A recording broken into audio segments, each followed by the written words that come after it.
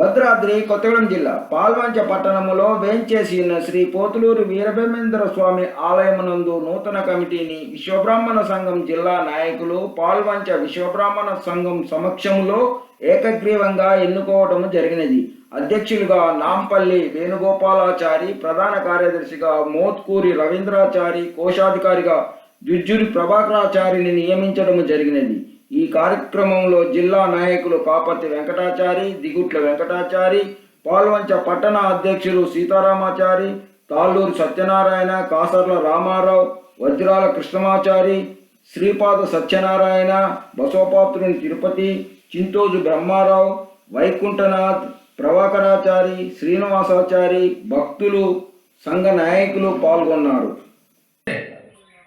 కానీ విశ్వబ్రాహ్మణ సంఘాలను, విశ్వబ్రాహ్మణ సంఘ నాయకులను నూతనంగా వచ్చిన కమిటీ, ఎన్నికైన కమిటీ విస్మరించడం అనేది చాలా మన బాధాకరమైన విషయం. ఎలా అంటే, ఎందుకంటున్నానంటే ఆ మాట, కాల పరిమితి పూర్తయింది.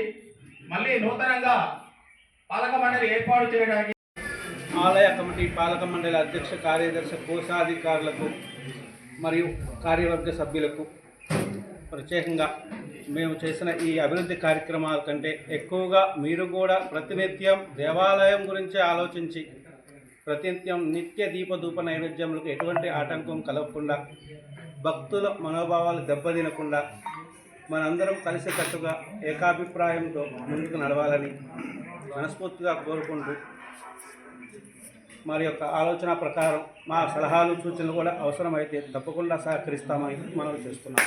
ఈ అవకాశం ఇచ్చిన